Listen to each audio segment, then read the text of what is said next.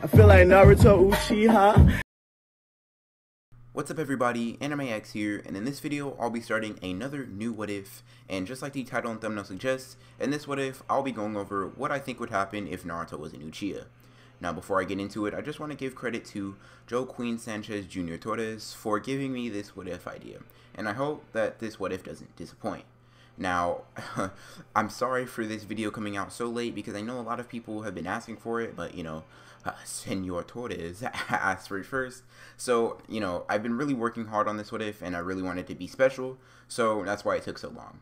Now, if you guys want your what ifs featured on the channel, just comment a what if suggestion, and if I think it's something that I can do or something that I'm just interested in or everyone will like, I'll decide to work on the video. But just like any other what if, I'll be doing some background info on how I think this what if would happen, then jump right into it. So, without further ado, let's get started. So, in my humble opinion, I think that the most likely scenario where this would happen is a little convoluted and confusing, but there are a few relevant plot points that are established here. The first one is that Naruto gets a QB, and the way this happens is pretty convoluted, like I already just said, but it works for the purposes of this what if. The QB is summoned to the Uchiha clan, and it is sealed in a random child that happens to be Naruto. What do you mean it's not a good, what do you mean that's not a good enough reason? No? Alright guys, just saying, that was not a good enough reason. So, that's what's gonna happen for this what if, because it's a very convoluted thing. I can retcon this later if you guys give me a better way that this would happen. I know it's pretty, you know, not my best background info, but it's something that'll stay here. So now another thing that needs to be addressed is the point where Naruto's parents won't be relevant at all in this part of the what if, or at least for now. And basically, that's the two main things that need to be covered. So with that out of the way, we can just jump right into it. So as an Uchiha child, Naruto has many high expectations set for him as a shinobi, and has a community of people that care for him in a way that he's never had until later in the series in the original. Now, there is a specific reason that the Uchiha treat Naruto with such respect and reverence. While yes, it is partially because he's part of the clan, that is not the main reason. They truly give Naruto special treatment because they want to stay on his good side and not anger the QB inside of him, and they also want him to use the QB in their coup against the Leaf Village. So they decide that if they have a willing Jinchuriki commensurements, this is the best way for this to happen. So, you know, if they treat Naruto well, so that he kind of wants to be friends with them and he wants to do whatever they want, they're basically subliminally convincing him, not brainwashing, subliminally convincing that he should help them with their coup. But, you know, patience is required for that, so we'll get to that plot point a little bit later. And, but the only people that treat Naruto with true friendship and care are Sasuke, Itachi, and Shisui. For Itachi and Shisui, it's sort of a big brother, little brother dynamic that goes on between them, although it's not to the degree that that Sasuke and Itachi have. Naruto looks up to both of them as he would older brothers, but with Sasuke, Naruto looks to him as a friend, and Naruto and Sasuke are the best of friends since they both are similar age, and both of them love Itachi and Shisui, so it's basically a win-win-win. They are very similar and aspire for similar goals. Of course, just like in the original, both of them are very competitive with each other and want to beat each other at everything. As of right now, it's a race to get the Sharingan, since, you know, the Sharingan is the pride and joy of every Uchiha. Am I right? What?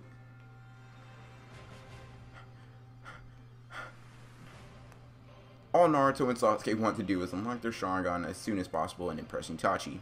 They also want to get the Sharingan before the other, since, you know, unlocking the eyes gives them a sense of pride that almost nothing else does as an Uchiha. So, for a while, life is normal and everything is fine. They trade together, they fight together, they play with each other, and together they talk about their dreams.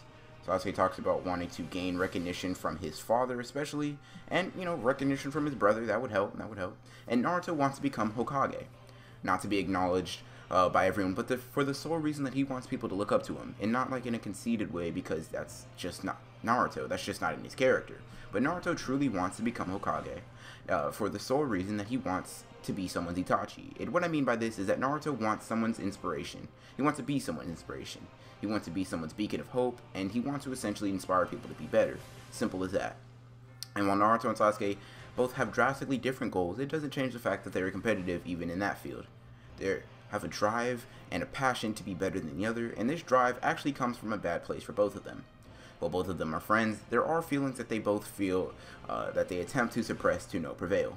For Sasuke, it's the fact that his father seems to acknowledge Naruto more than even his own son, and while Fugaku does love Sasuke more than Sasuke could ever know, and ever will know, and he's always proud of him, Sasuke doesn't know this. And he also doesn't know why Fugaku acknowledges Naruto the way that he does.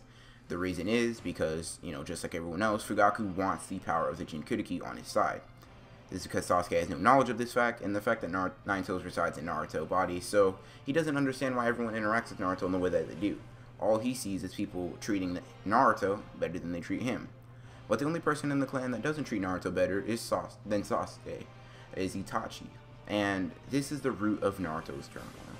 Naruto is completely aware of the fact that the Uchiha show love from him, but because there's something special about him, not because they care for him as a person. And while Naruto has no idea what makes him special, he understands that the feeling, at least to some extent, are fake and phony. Some of the Uchiha truly love him, like Itachi and Shisui, but other Uchiha, like Fugaku and other Uchiha interested in rebellion, don't care for Naruto's character personally, and they just want to know, that he's going to owe them someday, when he's powerful enough to wield the Nine Tails, of course. And they, want the Nine Tails Jinchuriki to owe them later down the line. That's a pretty good favor to have. Another thing that Naruto wants is Itachi's recognition. The person's recognition that he yearns for the most is the one person who loves Sasuke more. But, and this drives Naruto to be jealous of Sasuke and Sasuke's family. Naruto desires relationships that don't feel fake or forced, and are at least built upon the fact that he is aren't built upon the fact that he's a valuable asset to the Uchiha clan. So this leaves an underlying tension between the two young Uchiha. Nonetheless, they do genuinely care for each other and are friends, and they continue to be friends throughout their formal training in the academy. They continue to shine out as ninja, and this is especially true in the case of Sasuke Uchiha, who is seen as a prodigy that is only overshadowed by Itachi and possibly Shisui in terms of sheer talent.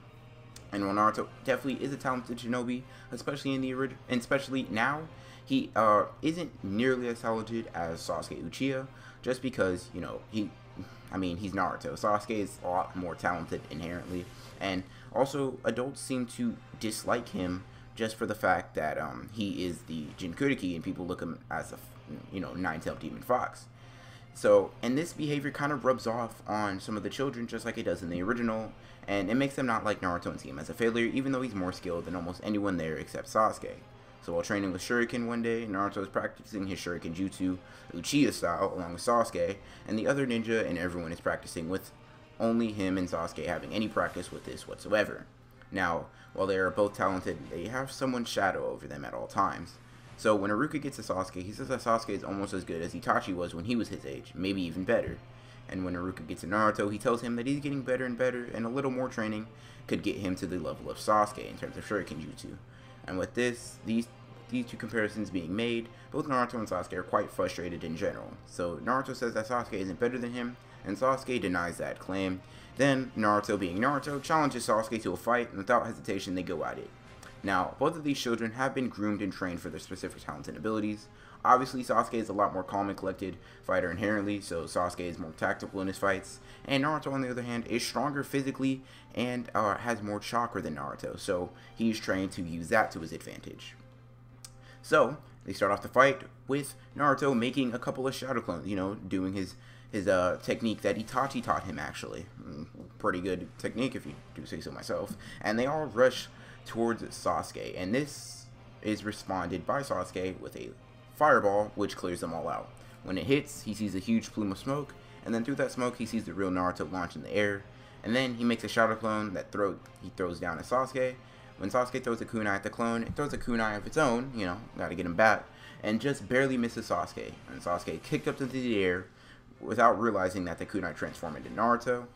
And this all happens before Naruto even falls from the ground. But right before Naruto finishes the fight, Sasuke relaxes, dodges Naruto in the air, and then gets to the Uchiha style Shuriken Jutsu, then barrages Naruto with kunai and Shuriken, which cut up Naruto quite a bit, and then he gets pinned down to the ground by the side.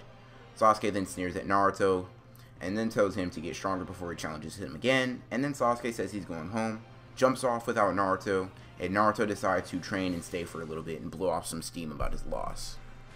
So, Uchiha and Uchiha. Yes, Anime X. They're all Uchiha. To his horror, he sees his mother and father lying in a pool of blood in front of Itachi. Sasuke falls to his knees and asks what happened to them. Something clicks in Sasuke's brain, then he hesitantly asks if Itachi saw or knows what happened to them. When Itachi turns around, Sasuke is horrified to see blood on Itachi's face and clothes, and blade. And this answers Sasuke's question without Itachi having it to even say. He did do it. This realization pops into Sasuke's head, and Sasuke almost pukes from the sickness of thinking that Itachi, his older brother, the person he looked up to the most, his Nissan did this. And this makes Sasuke lose it even quicker than he does in the original. This sight, the realization, everything coming to him at once makes him snap. But right before Sasuke does something stupid, he reminds himself that would be a Naruto strategy. He needs to think about what to do, especially since he was low on chakra since his fight with Naruto. Naruto. That pops into his mind, and then Sasuke knows what he has to do to get him. Then Sasuke unwillingly blurts out his plan. Unbeknownst to him, Itachi used Genjutsu to force Sasuke to say what he had on his mind. And then Itachi tells Sasuke that Naruto, it might as well already be dead, and he's on his way to kill him now. This makes Sasuke's hair raise on his arms, and for the first time in his life, Sasuke fears his brother, and for the first time in his life, he runs away like a child, like a coward, scared of his brother, and scared for Naruto, scared to be killed. So Sasuke runs until he's caught and put in a Genjutsu by Itachi. He is then forced to see his parents die in his mind over and over, forced to see that horrific event. And while this goes on, Itachi speaks to him, and in the midst of this Genjutsu, all he hears is, "Get stronger, strong enough to kill me, and the only way is through hatred." Then Sasuke wakes up, rushes to the academy to see what happened to Naruto. Sasuke sees Itachi walk up to an unsuspecting Naruto. This Naruto greets Itachi happily, asks Itachi why he has blood on his clothes, and before Sasuke can warn Naruto to look out, Itachi pulls out his sword, stabs Naruto in the stomach with his sword, then disappeared. Sasuke goes to see Naruto, and by the time he gets there, he feels for Naruto's pulse, checks for a breath, checks for his heartbeat, and feels nothing. Then Sasuke screams in rage, grief, and confusion, and it is this moment Sasuke awakens his Sharingan, crying for the two brothers that he's lost today, and crying for everything that he's lost today. And that, everybody, is where I'm going to leave this what if off today. I know this took a really long time to come out, longer than it probably should have been, but guys, I'm overwhelmed with your what if ideas. I have a list now, and I have 50 of them, guys. You've given me 50 what ifs. I love it. Good problem to have. But it's a lot of what ifs. And the production time on these things is ridiculous. I have to script them, edit them, record them, a lot of stuff. But there's so much that goes into these videos, guys. And I know you guys appreciate them. But once again, thanks for the suggestions, guys. Keep them coming. I'll keep working on them as I can. And as always, I hope you guys enjoyed the video. And if you did, and you want another part of it, make sure to hit that like button and comment your ideas for this what if stuff down below. And if you guys are new to the channel and enjoyed the video, consider subscribing and hitting the bell so that you don't miss when I put out other what ifs. Hope you guys enjoyed the video, and as always, guys, this is NMAX signing off.